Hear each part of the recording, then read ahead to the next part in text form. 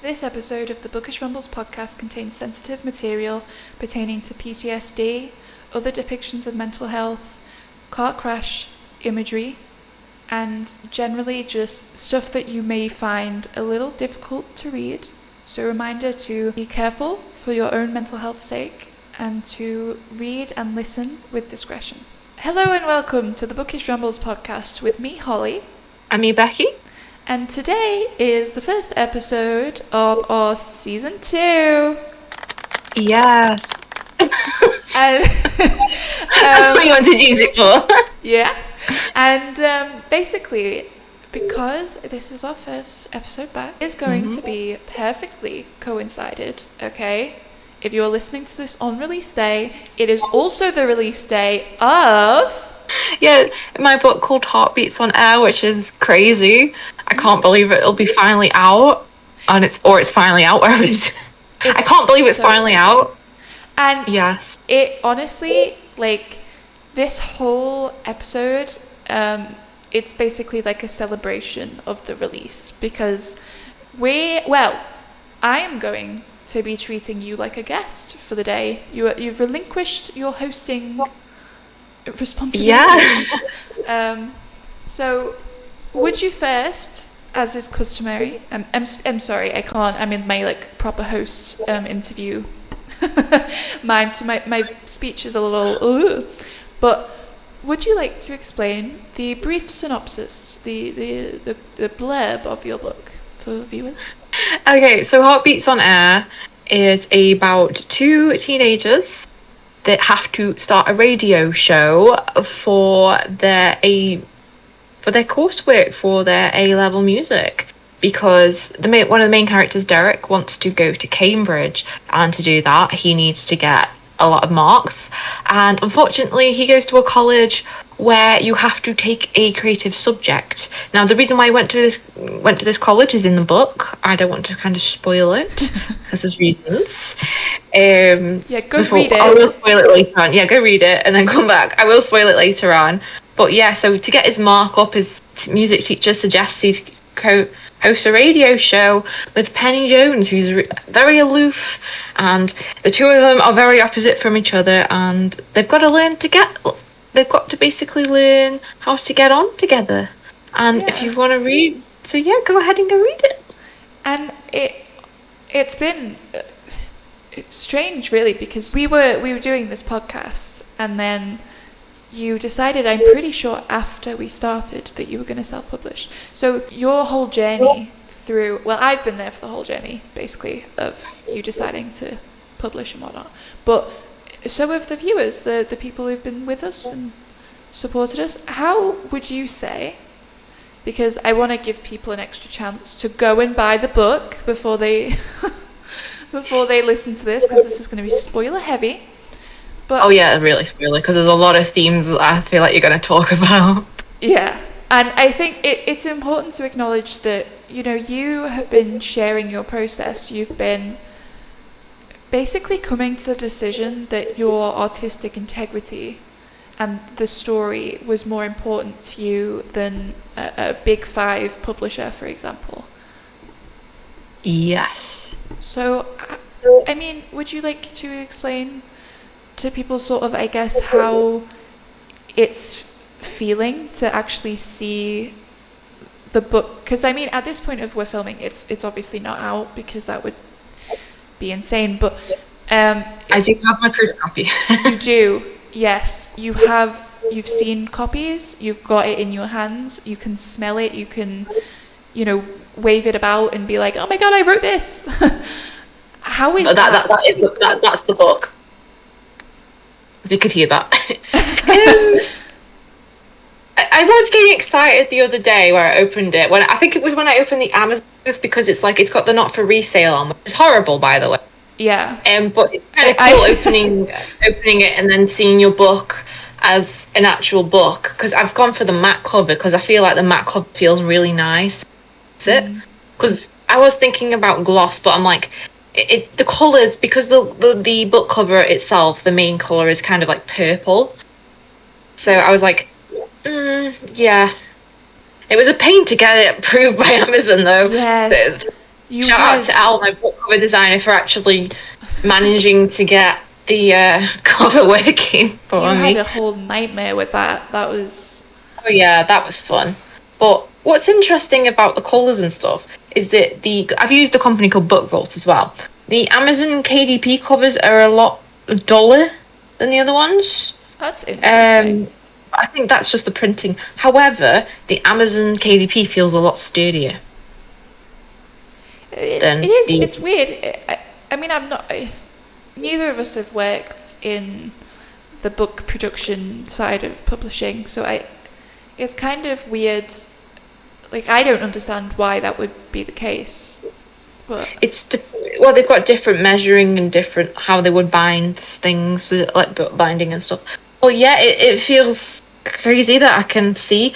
My auntie was cleaning here earlier, and I heard her go, "Oh, the book," and she was like, "Oh, that looks really good," and she was a bit confused because she was like, "Oh, that's a bit weird." What did she say? She was like, "Oh, that's a bit weird. Each chapter's a different character." I'm like, "You've read the first 2 drafts already. It's like that before." But then I was like, "Yeah, that's a literary device. It's dual perspective," and she was like, "Yeah, I don't know what that means." it is really... And as well, I said about the cover that poor Penny got Mike Wazowski'd. She was... So it must be really strange because you can't see one of your main characters' face, and the art is so beautiful. Like they really... Al's done an amazing job. I love Al's art. Yeah. And done amazing. I think that, honestly, like, I'm so excited to have a copy. I have been helping you with this, and I kept getting to lines, and I was like, I want to highlight that. I need to highlight that. So the fact that I will soon have a copy of my own is crazy.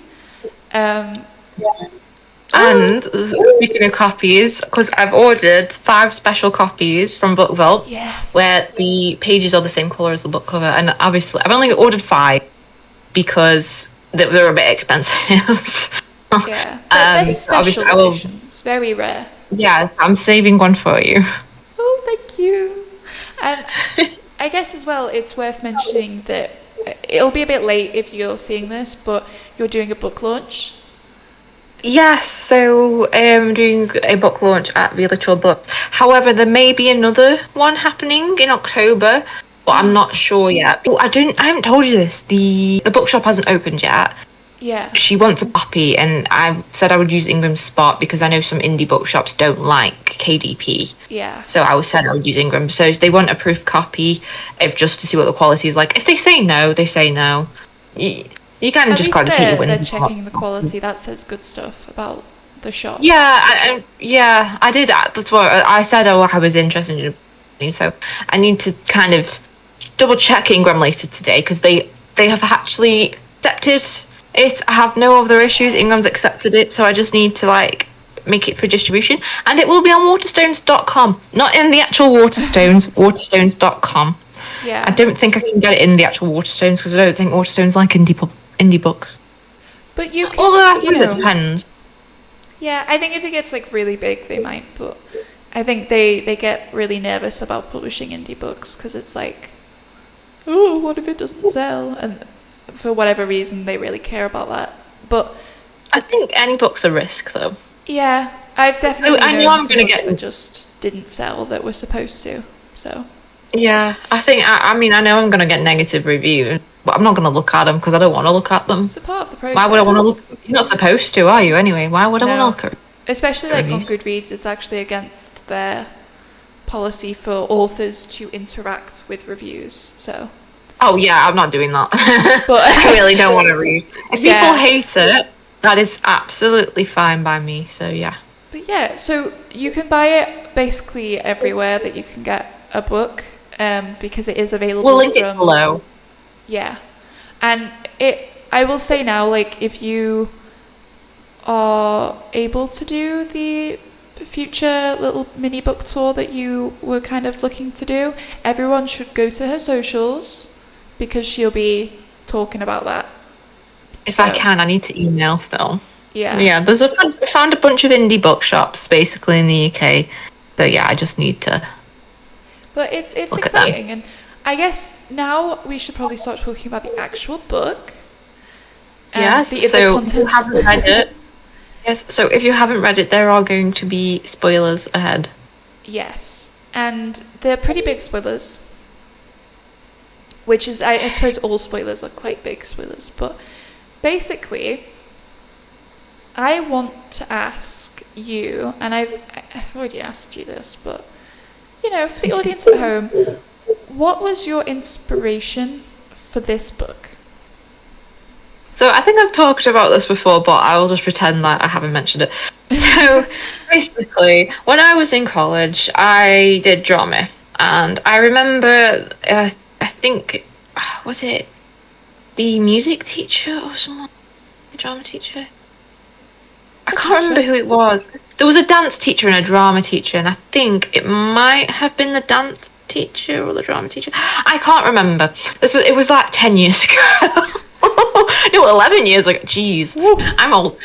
Oh, and basically, a teacher came in and asked, "Oh yeah, I need 2 people to do a radio show for me." Because I took drama at the time, and I was like, right, okay. If someone volunteered and no one else put their hand up, and then I was like, I'll volunteer. And I was like, and then again, we just never did it. Yeah. And then I think a couple of months later, or like in my second year of college, I got invited to, because she must have found someone. There's 2 people I knew, and I was invited on the radio, actually see the radio room and actually go on the radio shows again. That was really fun. And there was only one person listening though, which I think was the guy's boyfriend at the time. So it was like, right, okay. Not the biggest audience. But we've chose some songs, and I think we used Spotify at the time, so like obviously it was a bit different. And I think I think this is like January 2015. I was like, why don't I actually write that book as if some people have got to do a radio show? So like I started writing the very, very, very, very first draft, and it's not great, but it is floating around on Quotev, but I won't say what it is called because I don't want people to find it. Yeah, don't try and find it. We're definitely not advising that you do that.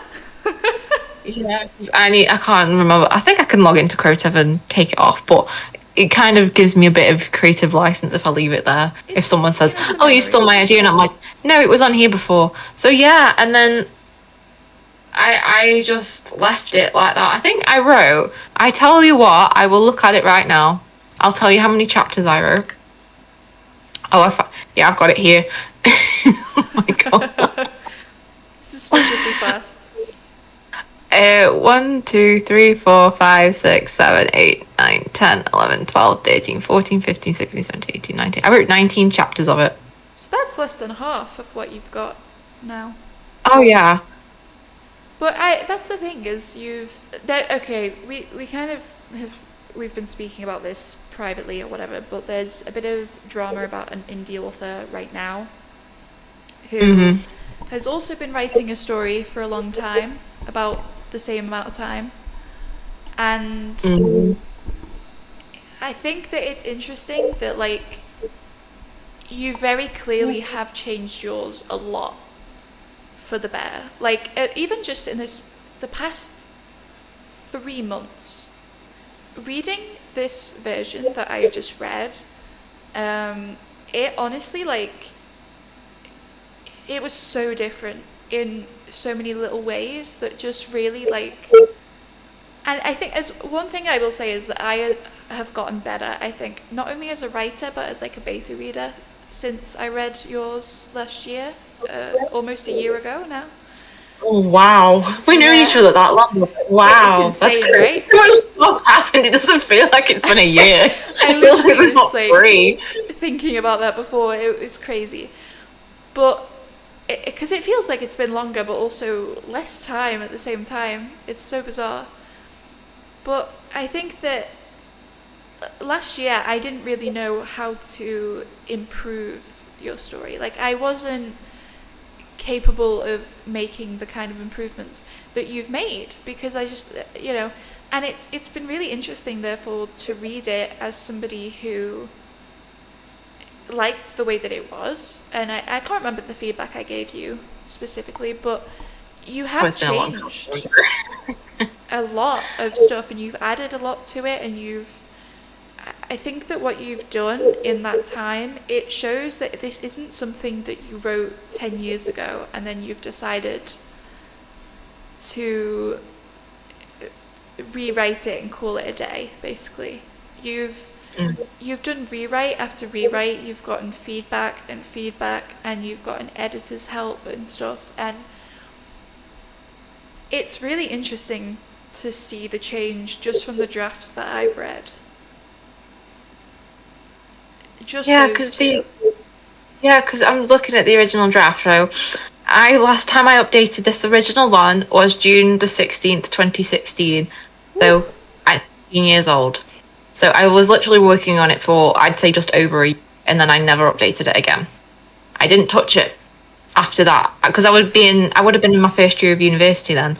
So, jeez, I'm so old. Jeez Louise, almost 2016, almost 10 years ago. Honestly, you're abusing that soundboard today. I look back on like when I came up with my own first book idea, and I'm like, like that was a while ago. But to actually have that book be your debut, that must be crazy. Yeah, because this isn't the first book I've ever wrote. Like I've wrote loads of books that were terrible as a kid, and I think that does help because it does help you hone your craft. Like I think this is the first book that I've ever like completed and like actually done more than 5 drafts. I've done about 5 drafts of. That's rare because I did try as soon as I finished university. I don't think I've mentioned this actually. As soon as I finished university, I actually started. I was like, I want to work on my book. So I started another first draft of this book. I was like, I want this to be my debut because I like this. And I feel like it's not marketable. Yeah. So I think, was it 2019? I started working on it in 2018 to like around 2019. Then I took a long time off from it. And then I tried to start draft 2 and then draft 3. And then COVID hit. And then I never touched it again. And then I looked at it and I was like, this is awful. So I was like, yeah, time to go back to the drawing board and rewrite it properly this time. Let's give it a little read. So this book has had actually another 3 drafts before these final 5 drafts. So I'd say it's probably had about 10 drafts maybe. That's like, I think how it should be though. Like, especially of a book of that age, your growth, you've done 2 degrees in the time, basically. Exactly. Like you've learned a lot. You very clearly like the growth is evident in just, as I said, those 2 like for me, I think it is really important to acknowledge that you know you've put so much work into this and it's paid off. Like, and as well, especially I'm going to talk about. I might as well get into it now because there's no way that we should leave all the spoilers to the end, but the book focuses a lot on some very serious mental health stuff, basically. Like it deals with PTSD and grief generally, you know. That's a serious topic, and it's a serious topic especially for a book that you started writing when you were a teenager, and I think that it is really interesting to think that you know, you've presumably, and we've spoken about this because I'm also learning about PTSD for writing purposes, you had to do a lot of research. So you've learned a lot purely because of this book. How is it to do that? Like, and to write about something that you know, at best you have like other people's word for it. So because it's hard, I mean, there will be people that disagree with obviously how I portrayed it but it's different for everybody. It's a very which I think so I think when I originally I wanted to do survivor's guilt for Derek because even in the original first draft there was still a car crash and his parents were his parents are dead. We're going into spoilers. His parents die in a car crash, and Derek is the only one that survives. and he thinks he comes away unscathed, but obviously that isn't the case because PTSD is a very common symptom of car crashes. Yeah. And so when I was looking at it, I was like, yeah, I want to do survivor's guilt because I want to give Derek some stakes because, like, what's he doing this for? Like, he needs personal stakes, and also you just like giving your characters tragedies, don't you? So. Well, you have two characters, so you have like the overarching story, but they also both have to have their own lives that impact their decisions, and you've done that for both of them. But with Derek especially, it's as you said, he has severe like the memories of what he's been through and the way that impacts everything that he does in his life. Because it does. Because I've suffered in the past, not with PTSD, obviously. I've suffered in the past with. I wouldn't say depressed. Because I'm undiagnosed, so I don't want to say that it was. But I've struggled in the past with my mental health, where, especially in college, where I was just struggling to even want to go, because I felt so isolated. This is going to sound like I'm trauma dumping, but I didn't have a lot of friends during my second year in college. I don't know, I think we just drifted apart, and I just felt so lonely, and I think that really plays on your mind. I'm very independent now. I like being on my own. But when you're a teenager and you're thinking everybody's looking at you, thinking, oh gosh, what am I supposed to do? And it's like, what am I going in for? I don't want to be here. I just want to rot in bed. And my nan had passed away the year before, and I think that did impact me a little bit. And at the time I didn't think it did, and I'm like, yeah, it kind of does. When you see someone pass away, it really affects you. Yeah. Mentally down the line, and you don't think so. Yeah, I think I was like, I think subconsciously I wanted to portray something like that in Derek. Like, I was like, I don't want it to be the exact copy because I don't want to put. You do put yourself in your characters, but you've got to make them their own life. No, which is why. Oh, this is complete. None of this stuff happened to me at college. You had a family-destroying car crash that you survived. Yeah, no, I've never been in a car crash. So when I was looking at things about PTSD, I was like, yeah, I want survivor's guilt. Then when I was looking it up, it kept coming up PTSD, and I was like, I know what PTSD is, but I don't know what the actual symptoms are. So I was like looking at symptoms, and I was like, okay, so they have flashbacks, they have certain triggers that can remind them. So I was like, I want to base that, because originally I think Derek just hears the word car crash and that's how he gets like a flashback, but PTSD creeps up on you. You use light, so then I was like, as a big one. Yes, so car headlight in general. Yeah, because that's what he saw before the car went round, and I was like, that's what happens with flashbacks.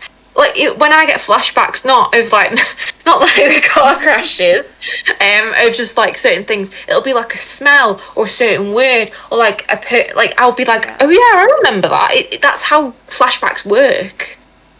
I think so, especially, yeah. Sorry, really what were you going to say? I've mentioned this to you. I think I have mentioned to my doctor, and it's really slow because we've spoken about this personally, like the process of getting diagnosed and of being treated is ridiculous, but I potentially might have PTSD because I know for a fact that I've had a lot of symptoms of it, and even if I haven't, like, I know kind of the way that a lot of the symptoms feel because I do have anxiety and depression, and the way that manifests sometimes is that, like, I get triggered by things and I can shut down, or I can feel like for me, one thing is that, and I've never really spoken about this, but when I was in school, I didn't go for a few years because I had really bad anxiety and depression, and because my school were very useless. They actually broke what they were supposed to do by law when it came to my treatment. But they were quite awful to me. And so when I am in a room alone with like an authority figure, I get afraid because when I was a kid, I would be crying in front of them in their office, and they would be basically not believing that anything was wrong with me. They would be telling me that it wasn't a big deal, stuff like that.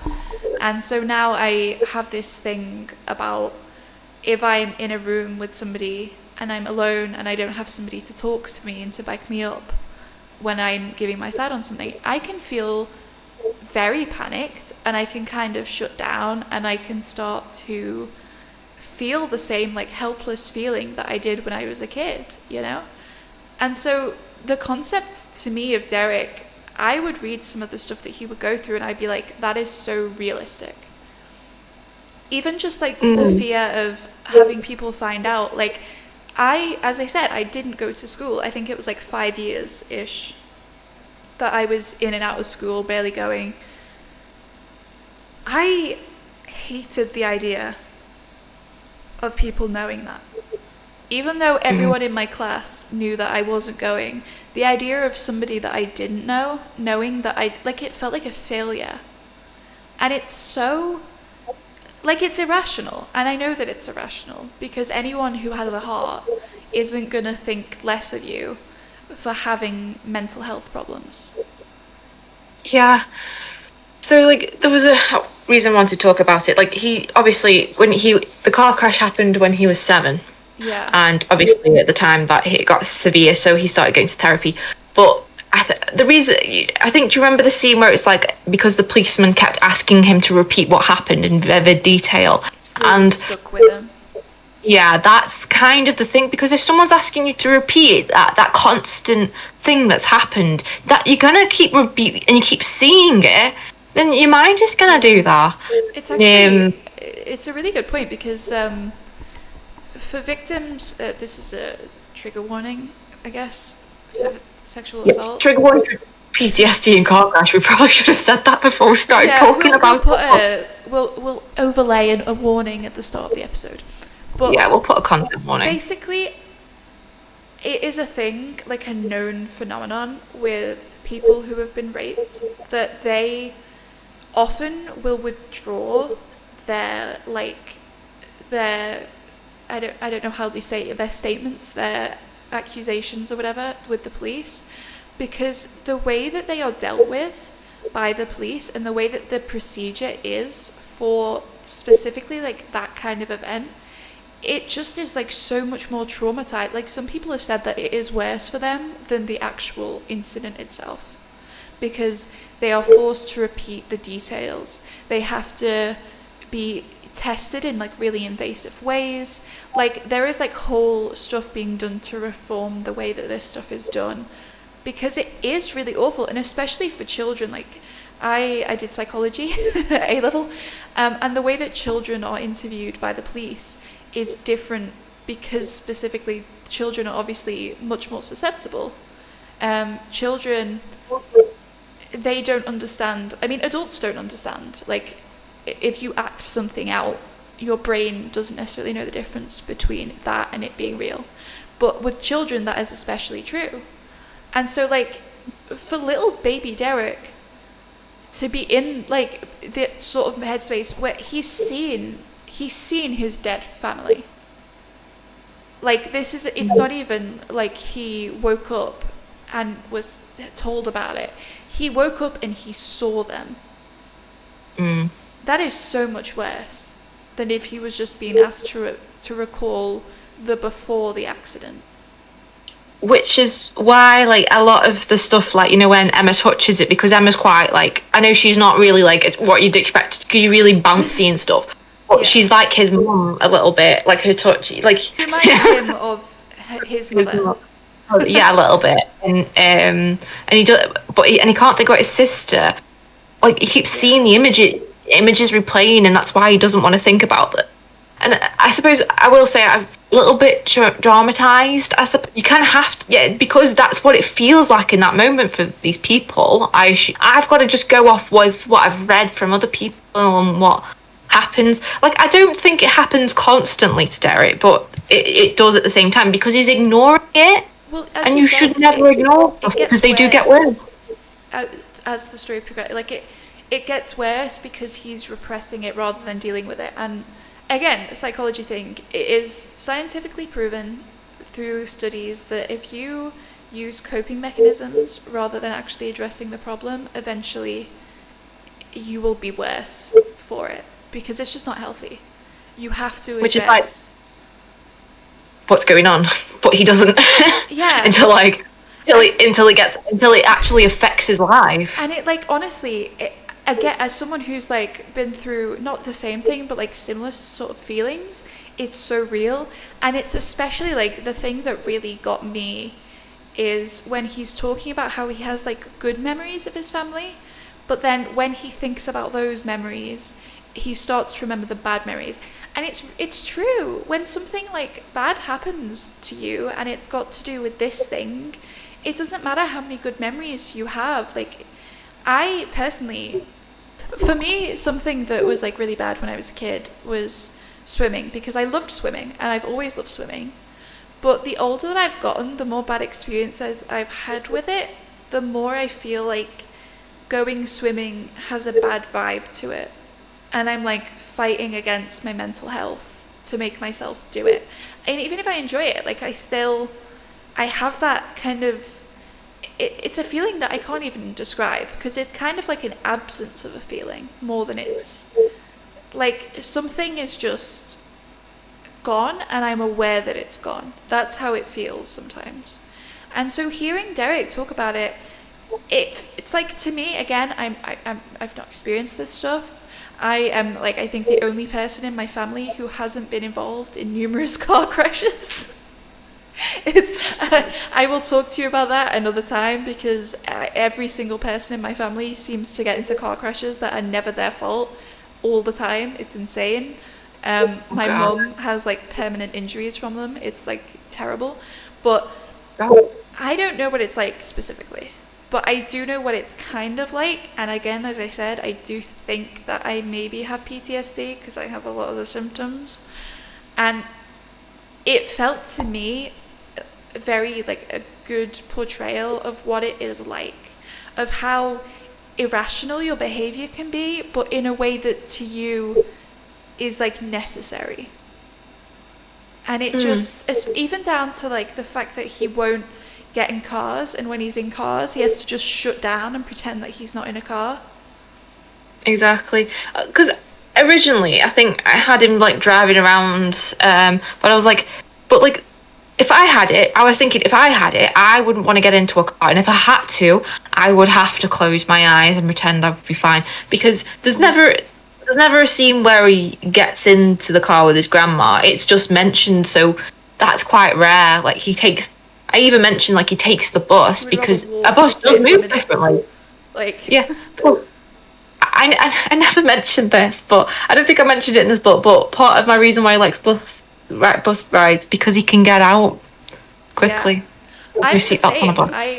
I hate cars sometimes because, like, depending on the traffic, like if you're on a motorway, for example, you're stuck on that motorway. I hate planes. I hate boats because you can't just get off. Whereas trains I like. Buses I don't love because they make me way too motion sick. But I prefer them to, like, because I have and I will continue, when I get super not okay on a bus or a train, I get off, and I would rather walk for an hour but be doing it my way than be doing it. And like that's what I said. Like the more I talk about this, the more I'm like, God, I need help. Mentally I'm very much not okay, but that's the thing, like it's the fact that you wrote something that does, because I don't talk about it that much, and I don't think I've mentioned it before really on the podcast. I do have a lot of like trauma from my life, and I have had some pretty awful experiences in my life. And so again, the thing about closing your eyes, when I like have a really awful time, I sit down on the floor, I close my eyes, and I do anything to remind myself that I'm not where I am, to disconnect from the situation, because that's what I do when I'm really, really stressed, and it's like the only way that I get through it. And if I, as someone who has had those experiences, albeit okay, not exactly the same, can see what you've written and think, yeah, that's how I feel actually, and feel seen by it, and be like, I am so sorry that you were going through this, because I don't like going through this myself, and I hate that like anyone has to feel this way. It like it just I think it's you've done a good job, and yeah, okay, maybe it's slightly, I don't want to say played up, but like exaggerated at points. But I feel like when you're writing something that is experienced in a very emotional, sort of sensual way, not sensual like, not sensual in the way that a lot of people think sensual, but sensual like the five senses, right? Yeah, well, because it feels like the end of the world when you're in that situation, I can imagine.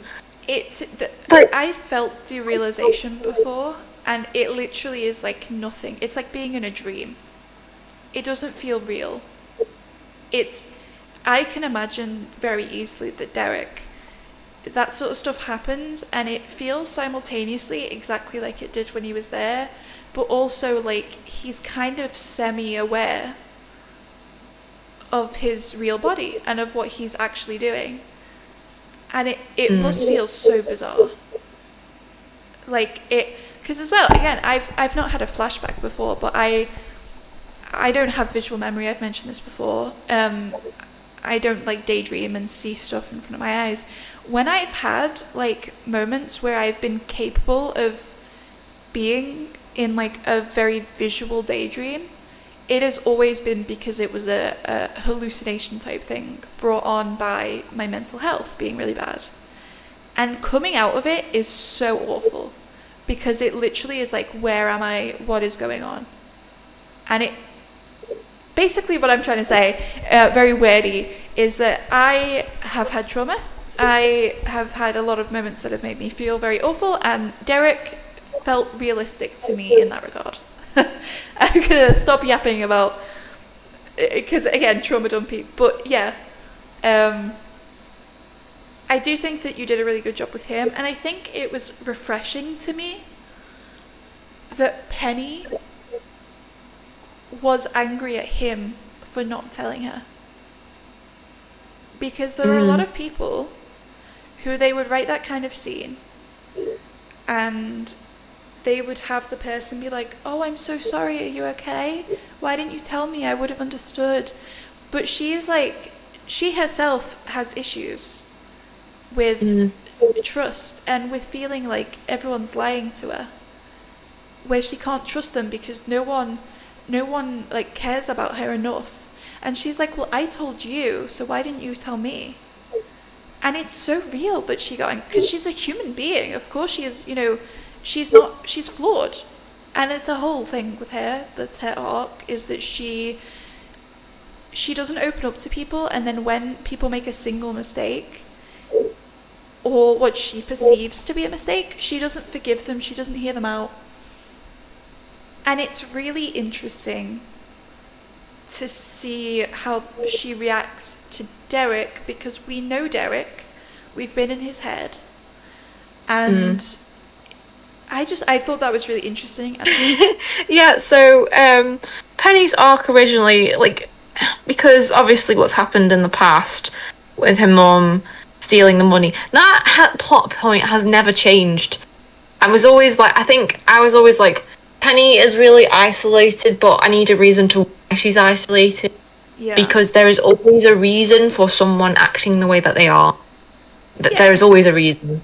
Even if that reason is just that they like causing people pain in some way, like, and that's why they're a terrible person. Like, there is still a reason. You just have to. It's interesting to like work it through and get inside their head. Yes. So I'm going to talk about the backstory of Penny a little bit. So I swear I got the name Penny from Girl Online. That book by So I forgot about that. I'm pretty sure that's where I got the name from. I liked the name. I was like, I'm using that. Yeah, that's where I got the name Penny from. And I was like, I want to create a character who's isolated and she's struggling, because I want a different dynamic between these two characters. So Penny was created, and Penny comes from a working class background, and I think I just thought she's working class at the time. I was 17 when I came up with her, so I was like, yeah, she's working class background. She lives in a flat with her cousin. There you go. And mum, she doesn't get on with her mum because mum and daughters don't get on very often, and if they do, that's quite rare. And I feel I will mention my mum and I were very. My mum and I can be up and down sometimes, and even at the time, we were still up and down. Yeah. And because I was a teenager, I was like, but I can't use my mum relationship with my mum, so I've kind of got to mix it up a little bit. So I was like, what about if some money was stolen? I think it's really because she wanted interesting. to go on holiday.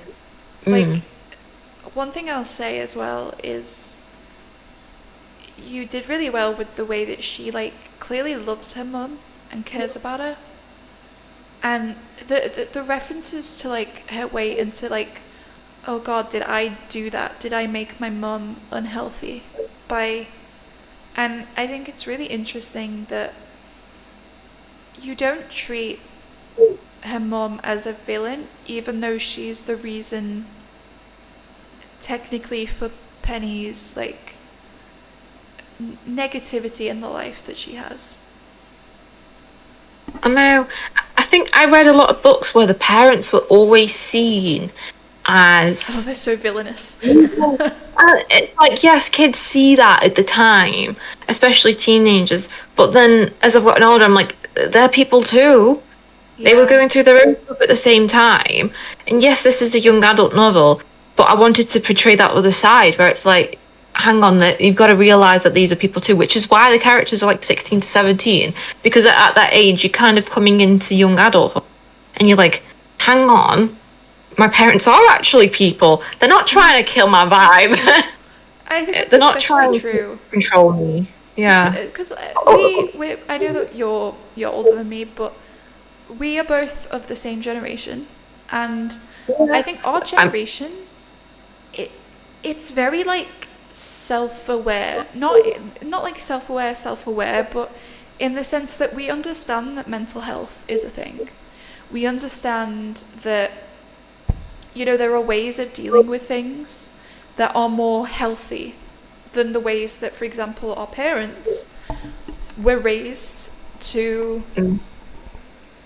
be aware of. Like, our parents, like, you know, like, my parents are accepting of, you know, for example, queer communities and race people. Like, they're not, like, I don't know why I'm saying it this way. Basically, they're not, like, bigots.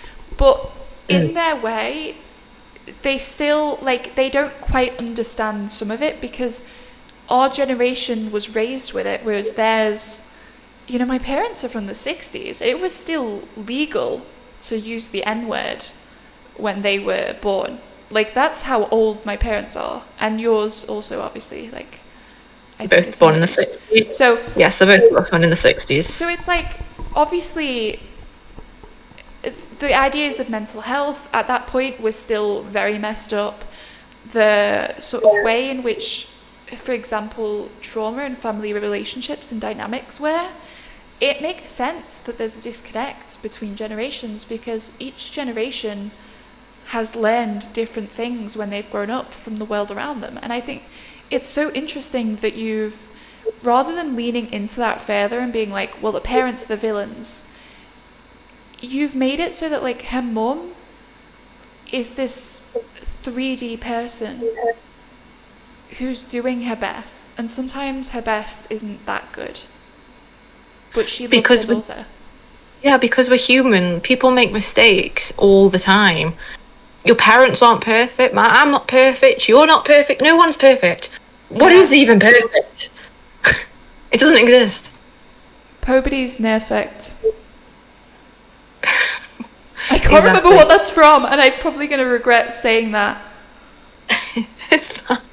But yeah, so I need to look that up. But then I was like, I need kind of an authority figure for Penny to kind of around because you can't just live on her own. So that's where Todd comes in.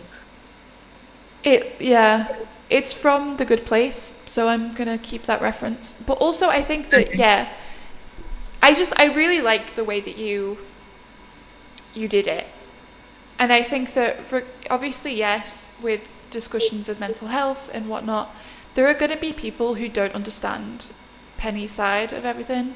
There are going to be people who don't understand the way that you've portrayed Derek's PTSD. But I think that you did it with a lot of care, and you did it in a way that was easy to understand, because it is a young adult book, and I think there are probably a lot of people who will be reading this who they know what PTSD is, but they probably only really think about it in relation to like huge tragedies like war or, you know, like earthquakes or whatever. It's a really weird example to give, earthquakes, but I think that there is like that level of sensitivity, that's the word I was looking for, that you did it with, and I appreciated it. I thought it was all very good. And I think we could probably move on because we have like 10 minutes before time is gone. We probably should just go over because we've got a lot to talk about, I think. Yeah. We take a break, if you take a break and then come back. Yeah, because I need a snack. Snack break.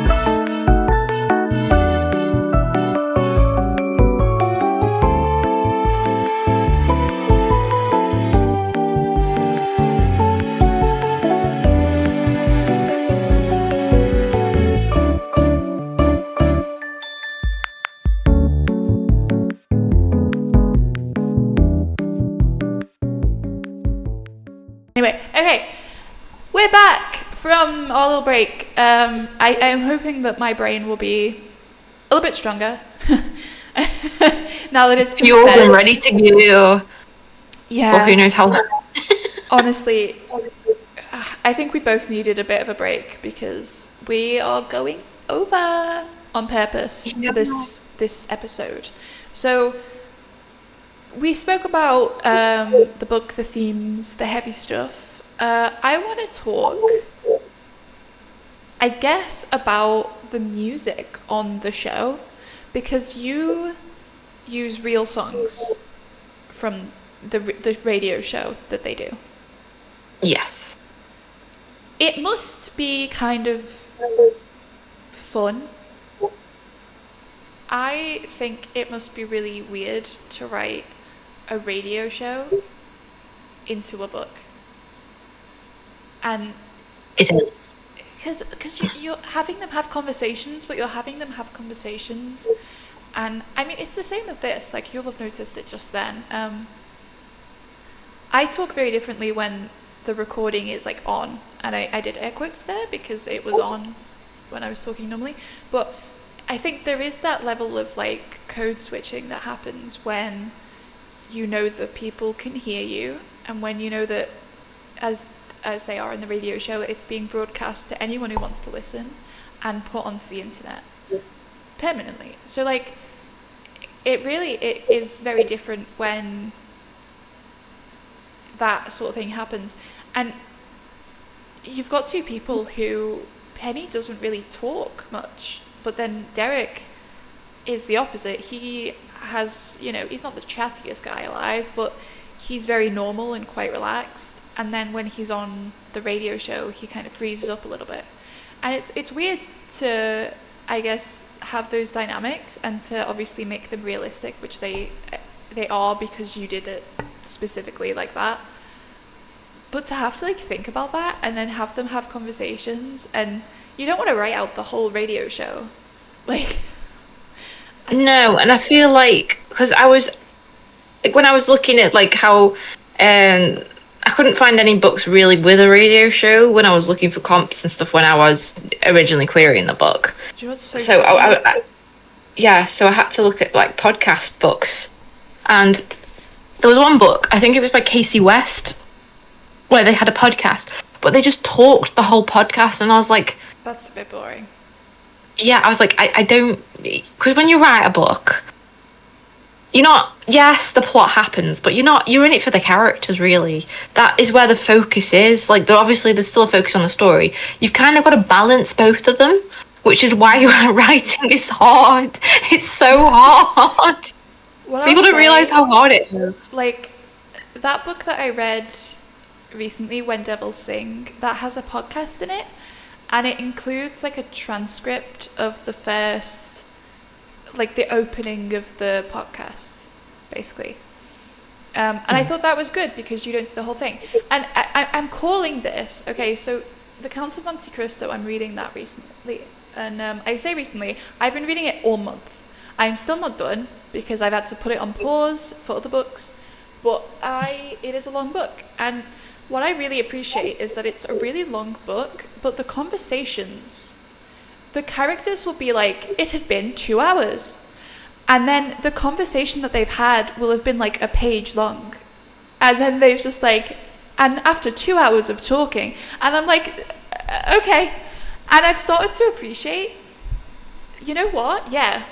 Let's just say that a conversation took place over an hour rather than writing out every single word that gets said.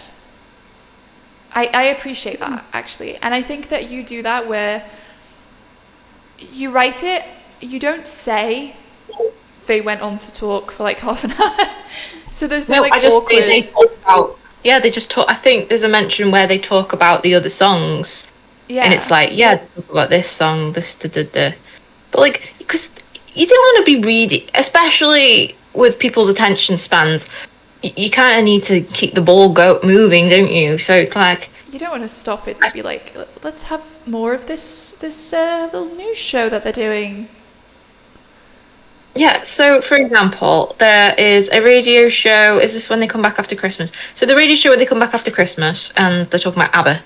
And so the radio show, yeah, so it starts on 118 and the radio show finishes on 120. Yeah. So the chapter finishes 121. This is what I mean, like the actual like radio show is like a page and a half. And because like the gimmick, literally like it's over it, yeah. Obviously it's not a gimmick and like it's a gimmick, but it's one of those things where you read a book about a radio show, you don't then end up like, okay, yeah, great, I love that there's a radio show, a book about a radio but I don't show. want to read the whole radio show every time that they do it. Like, there's got to be that kind of, and I think you do it really well, where especially when Derek opens up, you focus on that a little bit more and you let him speak. But then on the ones where it's just like him not really saying anything, for example, you're not going to show like a half-hour segment of these kids where one of them is pulling all of the weight. That would be so dull. And that's the point, is that it's interesting because of hair, but like his parts are really kind of depressing because he's not really engaging with it fully. And like, it's good to do that, I think. I think it's important to focus on the personalities more than necessarily the thing that the concept is based on. And I feel like that's what you taught a lot about when you, obviously, because I've gone to school for writing. Yeah. That is kind of what you taught. And even now, like, because I think a lot of it, with my masters, a lot of it's been looking at, like, different books and how people portray things. So, for example, like, obviously we do workshops, so we look at other people's work and then we can see what we can improve on. And a lot of the stuff in the editing process is stuff that I've done in the masters.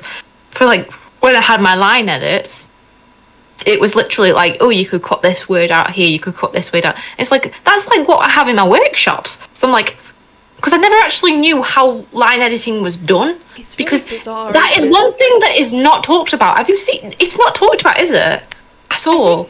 That's what I was talking about this with you off camera, where I was like, when I rewrite something, it's basically my line editing. Like, I line edit, but I do it into a new document because that's just the way that I prefer to do it. Like, I would rather rewrite the whole thing rather than edit a sentence in the page, because I just, like, I find it easier in my brain to rewrite the sentence rather than switch the words around manually, sort of thing. And I think it's interesting that, like, we develop those like things and we have an understanding of stuff like that. But then if you say the words line editing, I didn't even realize until like yesterday that I was doing line editing, but in a slightly different way than some people describe it.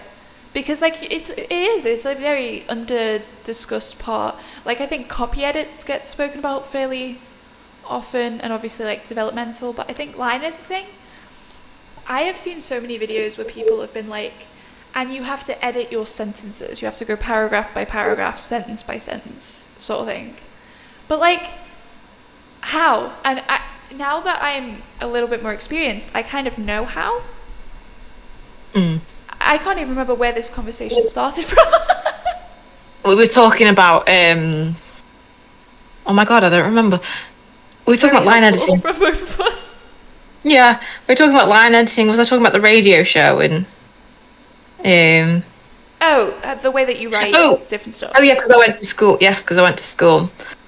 And that's such an American thing to say, saying that, but yeah, I remember what I was saying, and a lot about like we were looking at different books. Like there was one where we were looking at where this guy was describing something, and the sentences were long and drawling, kind of to reflect the character. And I'm like using different devices. And then we studied this book called Grief. Is it Grief is a Thing with Feathers, or Grief is a Thing with the Feather? Yes, that book, which is it was just poetry. This what I mean. So that's really experimental. I can't believe I had to do a whole essay on that bloody book. I think for me as well, Grief is the Thing with Feathers is what it. That's it. Yeah. I think it's interesting because like with here's my sort of 2 cents, which is a very American saying again, but I think when it comes to your writing and the way that you like do it, and I saw, what is her name? Her name is like Juicy Edits or something. Definitely on TikTok, but she created a YouTube channel based off of the Audra Winter. Oh, she's the one that did the Audra Winter. That's right, that one I shared. I need to send something to you because this is insane that I just saw this. Completely not related at all, but like I need you to see what I've just seen with my eyes. I want to see it. Sorry, but anyway, if I go to subscriptions. So, Juicy Edits, it's called Juicy Edits, but she mentions that in that book that got really dragged, that basically repetition is used, and she says that repetition can be a literary device, but that it has to be intentional, and that if you're going to repeat words rather than themes and sort of activities, for example, it needs to be used properly. And she also mentioned something that's kind of similar, which is that if you write something and your reader can understand it, but it takes them a while to understand it, then that isn't necessarily a good thing, because if it's supposed to be really complicated, that is one thing, but if it's so complicated that it stops them and it stops their momentum as a reader, then it's not good. And that kind of changed something in my brain, like the idea of, because it's true, and I've heard it before, but hearing it in that way made it, I think, more obvious what people mean, where reader experience means more in a lot of ways than your craft. Like, yes, your craft is very important, but it's like how there are a lot of books that get really, really popular that are technically kind of terrible, where if something is unenjoyable, it doesn't matter if it's really well written.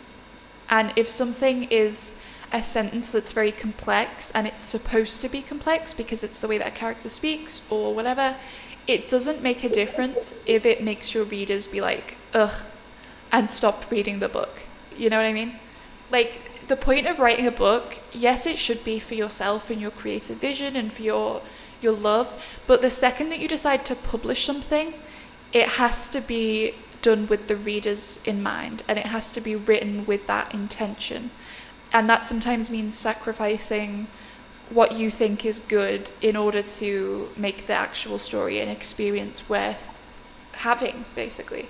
And that like changed my mindset a lot, and it like the whole video was really good. I can't remember what it's called, and I've just closed the page. I'm sure I've seen it. I think I know which one you're on about. It's the only video she has so far, but she's called Juicy Edits on YouTube. I highly recommend it. It's like 30 minutes. But honestly, it like the advice was so... It was like what you need to hear. Do you know what I mean? Like it was the kind of thing where I feel like sometimes you see editing advice and you don't understand it because it's not put into context. She was very clear and thorough, but she did it in a way that was like I would totally hire that person as my editor, you know? Like if I was self-publishing, I would be like, hell yeah, come here. Because the way that she did it was just really interesting, and I thought that she explained it in a really nice way. Sorry, anyway, ramble over. Yes, so I've just been looking for an example, so I will read you will be having some sneak previews of the book. So, for example, I'm just trying to find a repetition where you are... I wish we'd never discovered this. We're upping our quality this season, which includes using the free sounds from... This is on page 193, after he's just had the big fight with Penny. And so I will read this bit. So, Derek stared after Evan for a while. His heartbeat had calmed down. He wondered if he should have listened to Evan, let him help. No, Evan couldn't help him. He was fine. He was fine. Now, can you see the intent behind that? Yeah. I think like this, he's kind of trying to convince himself that he is fine. I think... And that Evan can't help him. I think I've done that before because I think it is very real, where you say to somebody, or you get mad at some people sometimes where they're concerned for you and you're like, stop being concerned for me, I'm fine.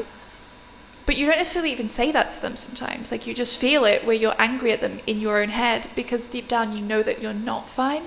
Like it's so real. Like it, the whole experience of it, it's like, I get it fully. Yes. So like this is another one. So this is a couple of pages later. So I do this a lot though, but I feel like that's kind of my style of how I write.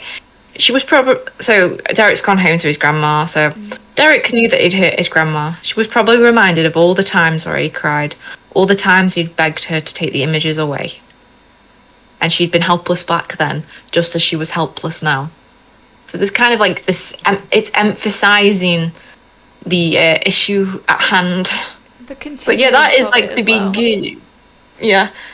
The persistence of this problem that he's dealing with. And this is completely offside, but your reading voice reminds me of like my teachers in school. In a good way. Oh, okay. Okay. Like the way that you read, it's like I can feel myself being sat in story circle. Oh my god, don't tell me I've got a teacher voice. It's not a bad thing. It's like I just... You're very clear, but also very like emotional with it. You know what I mean? Emotive, that's the word. Somebody once said that I could probably do an audiobook because my voice was very clear. See, I think it was when I was in my first degree and we were having to read something out. And they went, oh yeah, your voice is really clear, let's listen to you. And I was like, okay. You could do your own audiobook. Nah.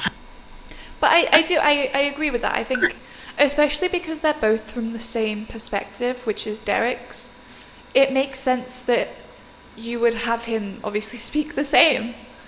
Like he is deep in the middle of like what feels like the past and the present being fused together, and he's like barely holding himself together, and so like it makes sense the way that you use that sort of stuff. And I think it's the same with Penny and how Penny says a lot, you know, I can't remember the past, like it can't be like that anymore, sort of thing. I can't remember the exact phrasing that she sort of uses, but it's a very big thing for her that she simultaneously wants the past to be the present, but she also is like, no, get that out of your head, to herself.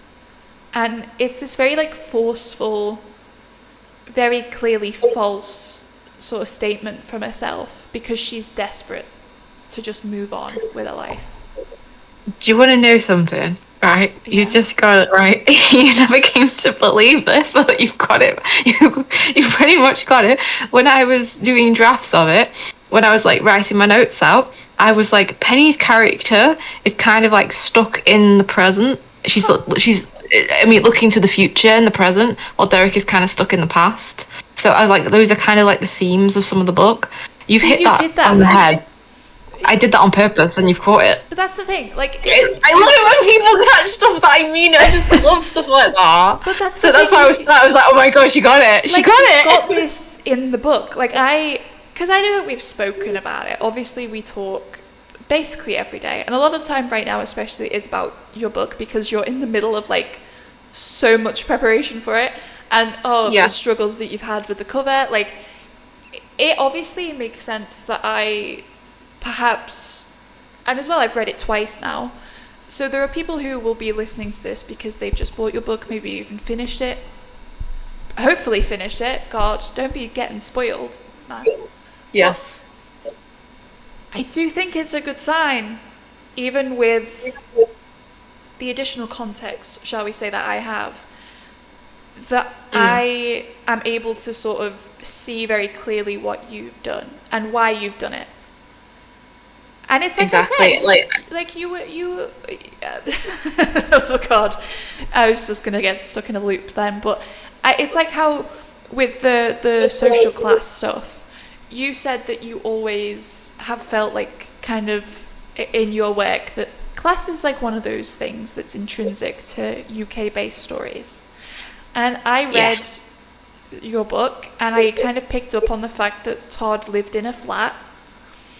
And that it was the kind of flats that I know very well, because I live in a city in the north of England, and it's especially the farther up north that you get, like there comes a point where you get to like the posh north, where all the houses are mega expensive because they're in like super beauty like spots.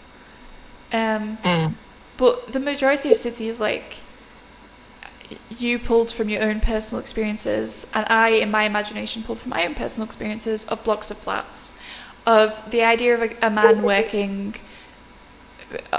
paycheck to paycheck, basically, with his not his niece, why did I say that, his cousin. His niece, that would be an interesting dynamic. Yeah, he is very much, I think it's because he takes care of her. Yeah, he's kind of the older, like, he kind of has the older brother thing. He doesn't act like a parent to her because he isn't a parent. But he sits her down and he's like, Penny, we need to talk about this, okay? Yeah, he treats her as an adult, but also a kid at the same time, I think. Yeah. But then I think sometimes when he treats her as an adult, it's like, wait, she's still a kid. You kind of got to mix it up a little bit. That dynamic because of a man Penny is who is 16. Yeah, she's older now, Penny's 16. but she's still, and especially like teenage girls. I know that it's like a stereotype used against us. I'm not a teenage girl. I don't know why I said that like that, but it's a stereotype used against women in general, that they're emotional. Teenage girls are emotional because their hormone levels are changing. They're getting used to their bodies, which will change again in a few years. I'm going through a change, I'm pretty sure. We've spoken about this. Like, it is such a nightmare when you are a teenage girl, especially. And it is even worse, I can imagine, when you leave your home and you are sleeping on a sofa with your cousin, who is older enough than you that he's kind of like an older brother, semi-fathery type figure in a weird way, but young enough that like you kind of just want your relationship to be like, we like each other because we're cousins and we get along, but it can't be like that because of the way that they live and the situation that they have. And like, it's a really interesting dynamic, and I think it plays a lot into the class stuff, and I think it's just really interesting that you didn't even put that in like super overtly, but I was immediately like clocking that. Yeah. I think because like if I was to say like if you were because I think the UK class system's still in effect, but I don't think people really. I mean, I don't use it. Like I have friends who were working class and stuff, and they live in houses that are completely smaller than mine. But like if I was to say that I'm working class, I myself am not middle. I'm middle class. I would say because of my mum's job, but you as an again, my mum's from my mum's from a working class background. She grew up in a council house. Our old house was a council house. This one is a semi-detached, but they bought it back in 2000. Like, your situation's very specific, and I feel like because as well, both of the houses that I've lived in through my life, well, I've actually lived in 3, but one of them was like a rental, but they're both semi-detached. My mum's house, my dad's house, both semi-detached. But one of them is the end terrace, and one of them was... Penny lives in an end terrace. Well, her mum does, but...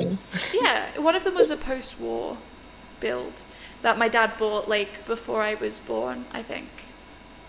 So it's like, my dad owns this house, but also my dad, as I said, he was born in the 60s. He bought this house before 2008. Like... the situation has obviously changed a lot, and I think that our social class is different to our parents' social class, because unless you are upper class, you do not have hereditary social status in this country, I don't think. No. Oh yeah, no. Like, if I got rich right now, I would not be welcome in all of the, like, I don't want to say social gentlemen's circles. Clubs, but like, it's... The social circles, that's probably the best word. Yeah. And I think about that a lot, because I wouldn't want to be. Because those are the same people that vote against working class people having voting rights that are related to their own lives. Like, for example... Sorry, I just hit the microphone with my book. But I think that it is really important to acknowledge that, like... Yes. The class system in the UK is in effect, but it's much more about the very higher classes having a ridiculous amount of power in the laws of the country, even. This is true.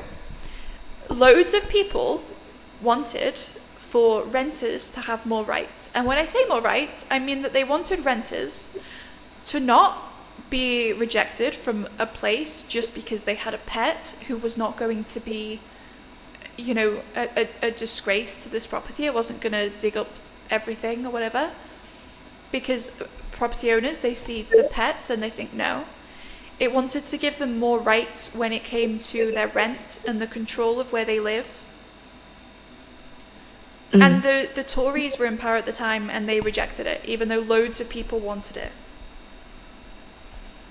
Because the reason why is because the people in Parliament have friends who are landlords. They themselves are landlords.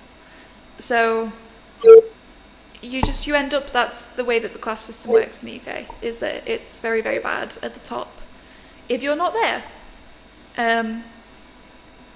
But that's why I think it's important to acknowledge that, like, the dynamics are there, and whether or not you sort of focus on them a lot, for example, people are going to read that and they're going to relate to Penny's situation a lot. I think that's inevitable because she does have a situation that, to my knowledge, is quite common. So, yeah, I don't know. I guess that's my point, is that, you know, you have all of these different things that you were aiming for, and you hit them in a way that can be picked up by readers if they are capable of doing so. Yeah. It's especially because, like, I think this book has been something that I've put a lot of work into, especially, it's taken me 2 years to write it. It hasn't been something that I've, you know, thought, I'm going to write this in a year and get it done. It's taken me, 2 years is a long time. And that is kind of what the publishing kind of window is, really, isn't it? Even though I am self-publishing, yes, but, like, that is the publishing window. I have read the part of your book that's like not the story itself, but like I don't know what they're called, like the bits that make it a book, basically. Which includes, for example, like the acknowledgements, the contents page, stuff like that. Yes. But it also includes the dedication. Mhm. Do you want to read the dedication, or do you just want to talk? Oh, I can read it.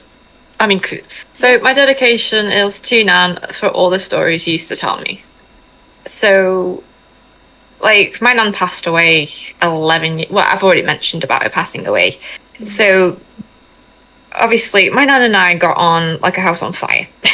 we were always butting heads. We did not get on. To be fair, I was a teenager going through puberty, and my nan was an 80-year-old woman who was stubborn as anything. So you can imagine that was not a good company. It's the mother-daughter dynamics, but times 100. Yeah, so my nan used to live with us. But now I'm older, and I realise I wish I had spent more time not arguing with her, but at the time you can't. But Yeah. she always used to tell me stories, that stuff that used to happen to her. Like, she told me about, like, stuff that happened in the war and stuff, and her mum. It was just interesting little stories, and she used to be...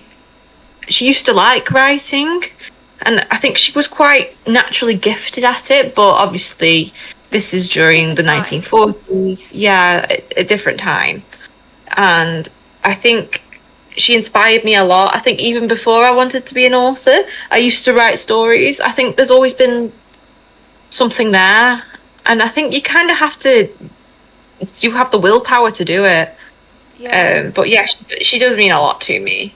Even if, like, we didn't get on as much as we should have done, but It's yeah. that old thing, isn't it, where the grass is always greener. You think, you know, you look back on what you had and you realise that actually it wasn't bad, even if it felt kind of rubbish at the time. And I think it's sweet that you did that for the dedication, because especially it's your first book that you've published. It's your debut. This is like, amongst other things, it's the start of your author career.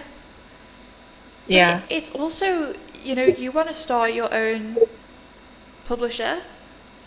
Like yes, which it's actually under this book, which is Daisy Ink Books. So because I think, especially with the publishing industry, with how it is, I think I've got a lot of gripe with it, and I thought I'm going to found my own publishing company. So yeah, I do think that it's quite fun to think that when you look back in like however many years on, you know, your career,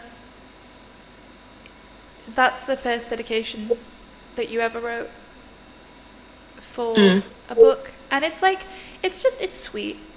And I think it's one of those things where, I don't know about you, I had my dedication very, very soon into my writing process.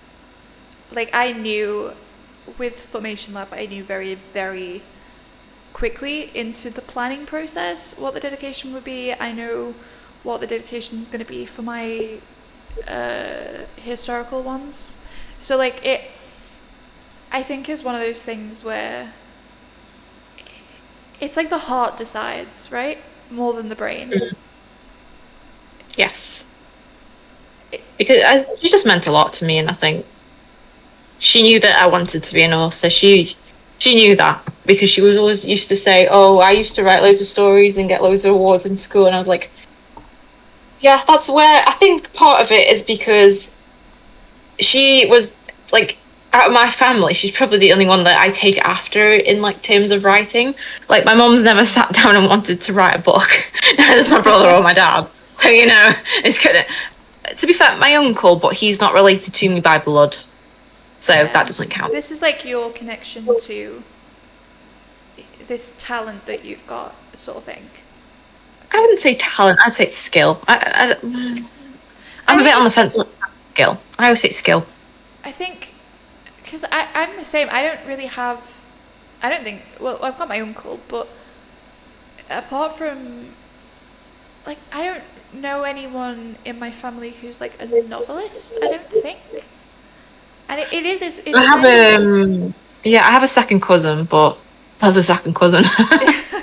it's just kind of bizarre, isn't it? Like, writing is one of those things where simultaneously everyone knows what a writer is. Everybody knows at least a writer, singular.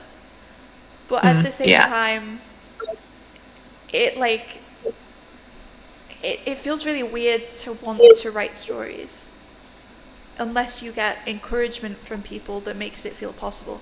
Because if you are told that writing is stupid, it's very easy, I think, in this to lose hope. And generally to feel like you're maybe not very good. And I think it's nice that you had someone to speak to you and to give like anecdotes about her life that made you, because it is, I think storytelling is, it's not just about fiction, it's about non-fiction, which is, I've said this before, I think non-fiction that is written really well will read almost like a fictional story, in that it's engaging. You don't want to put it down because you want to know what happened. You want to know how these people ended up because you care about them, because the writing is very engaging. And so I think that's really nice that you had somebody who was able to be that person for you, like that sort of inspirational figure when you were younger, I suppose. Yeah, I'd say a little bit. And but she didn't read anything I wrote, which it makes me sad that she's not here to See this. see this. Yes, but I Well, suppose my mum's excited. well, the thing is, you believe in in ghosts, Yeah, I'm on the fence. but you have like an open mind to it. Yeah, Sort of stuff. yeah. I think, I guess there's always that possibility that she knows, you know? And I suppose that is a nice thought, isn't it? And I think, yeah, because right now I feel like someone's watching me and I don't like it. But yeah. I'm not joking. I'll put this out, honestly. But it feels, do you know when you get like a bit of like, I feel like I'm really upset for some reason, and I don't normally get upset when I start talking about her, and that's making me think that's a bit weird. It's kind of real as well. Like this is, Yeah. you're publishing your book. Like it's like a sort of solid connection, I suppose. Yeah. I will say though, kind of funny story about that. I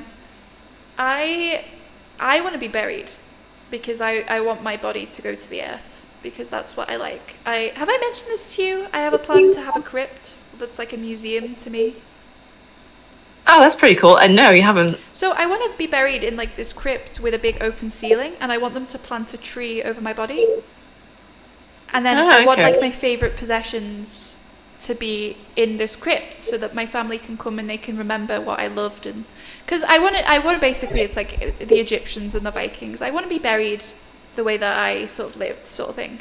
Because I do personally, I don't believe in an afterlife, and I don't really want there to be an afterlife, but I like the idea that if there is one, that I'm sort of, because I'm quite superstitious. Anyway, this isn't really important. Point is, I was talking about the fact that I want to be buried, and that my mum and my dad both want to be cremated. My mum, I was mentioning that to my dad because I was like, well, I don't want my mum's ashes in my house. Like, I don't want to just have ashes like on my shelf, because to me that's really weird. And I again, when I die, I want a crypt, and I will have the ashes there if that's what they want. But like, my dad was like, no. And this is his idea of being reassuring. Okay, that's the context of this, is that I'm like, I find it really creepy to have like an urn with my mother's ashes in my house. So my dad, completely seriously, we're in the car, we're driving, he's driving. He goes, oh, I won't, do anything like that. You won't have to worry about me when I'm gone. Just spread me outside your house in your garden or whatever, and then I can look over you as a ghost. Excuse me? You how is that?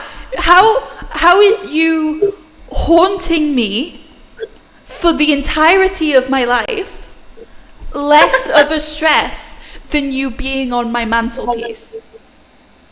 In what world? And I'm like, I hate the idea of that. No, I don't want that. And he was like, why not? I'll look over you, keep you safe. And I'm like, no. But can you imagine? That's probably what happened. Let's say, like, I'm on the fence. Let's just hyperbole. If there is ghosts around, right? Yeah. The thing is that they'll probably follow me around. See, that's the thing. I like my grandparents probably do come and visit me. Like, I'm pretty sure one of them did once, and I'm like, but I can't. Obviously, we can't see anything. I'm pretty sure someone's right here right now, but See, I've never lost anyone that was like super close to me. So like, I don't. If there was, I don't know. But I've mentioned to you that like I apparently used to see an old man sat on the end of my bed, and the fact that I used to have a lot of dreams about a granddad who lived in a lighthouse. I don't know if perhaps that was like some kind of child psychic vision of like my actual granddad or something. Like, I don't know. But I also, like, I don't want to think about my dead parents hanging over me for the rest of my life. that is a bit creepy. But I do think, like, I'll make the concession that their ashes can go in my crypt. I'll let them hang out with me when I'm dead. I'll do that. There'll be like a little ashes section for my friends and family. Like it's a concert or something. But I think it's important that that you have these conversations with people, but I just think it's so funny that he fully was like, oh, don't you worry, you won't have to have my ashes. And I'm like, that's so much worse. We've kind of covered a lot of the bases, really. We've covered the mental health stuff, we've covered the sort of flaws of the characters, but also I think it's worth mentioning that, like, obviously they have benefits, because now that I'm thinking about it, we haven't really gone over that much. Flaws are more interesting, but they learn, they grow, and honestly, you added so much to the end of the book. I was like, that is the sweetest thing I've ever seen. I was like, oh, yeah. I was like, I gotta highlight this at some point. I gotta annotate this. And you remember how much I was like, I don't like the ending, I want to change it. I think I rewrote the ending about 3 times because I was just like, I think it was the last 10 chapters I was not happy with. Because I just couldn't get those a lot. I just couldn't get it to what I wanted, and then I finally got it to what I actually wanted. Like, I cut out a lot of some of the scenes. I was like, this works better, because I was looking at like, how would a story actually resolve? Because not everything's resolved. I've got to kind of like take it step by step. Yeah. So yeah. And it felt like it was really weird. The way that I would describe it is that it was kind of like the final episode of a series on TV that's had like 10 sort of seasons. I love that analogy. Where you know when you're watching something and all of the little references kind of make you smile and you feel really warm, but you've also got that melancholy sort of. That it's over. And it felt kind of like that, where I was watching it and I was like really proud of these people that don't exist. And I was like, oh. But also I was like, oh. I don't know if... I have no idea of tone, so I don't even know if that came across as 2 different types of R, but... Aw. You like that? Yeah. Aww. It just sounds like villagers in Minecraft. But I think it's like... Sorry. I brought a full-on cackle there. Oh my god. But it like... it honestly... It's so, like... I think you did a really good job. I remember reading the ending and... it was new enough that I was like, oh, what's going to happen next? But it had that really good sort of feeling to it. Yeah, because, well, it's a romance book, yes. We haven't really talked about the romance. Oh yeah, it's a romance, guys. Yeah, it's very subtle though, because it's slow burn, because I love slow burn.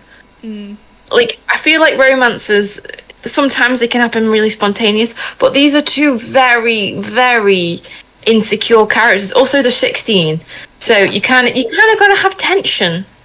Yeah, they're You kind just of got to like build it kids. up. You know, they don't really.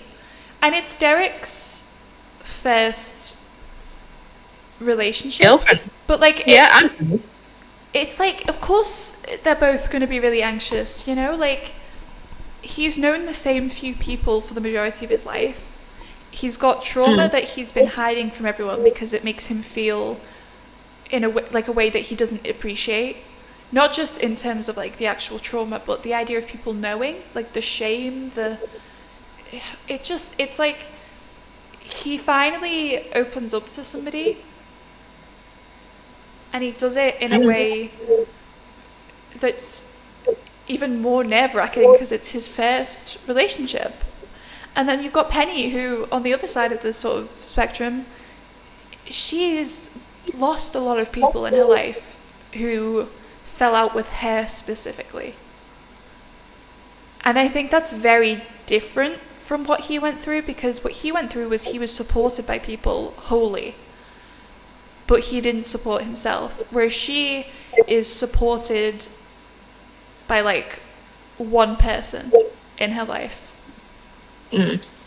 So it's like, it's just really sweet to see them, and it's cute. But yeah, I think it does a really good job of the mental health stuff. It does a really good job of making these two people realistic teenagers falling in love with each other, but also being kind of like, oh, can I really do this? Is this a good idea? And it's I think it's an interesting premise, the idea that they are forced together to do this radio show. Forced proximity. Not that I mark it by tropes, but you kind of have to. But yeah, there's a forced proximity. But then, like, they start seeing each other around college, and it's like, that does happen. Like, you meet somebody, you've never seen them before, then you meet someone, and then all of a sudden you start seeing them everywhere. And it's like, so well, why did I never see you before? It really is, like... It's weird like that, I think. It's like your eyes are opened. But anyway, Before we wrap up... First of all, it's going to be out when you see this. Yes. That's why we're recording it. But go purchase it. It will be available, as we've said, from, like, for example, Amazon, if you want to go to Amazon. But it'll also be available from Waterstones. And because it's on Ingram, independent bookshops should be able to order it.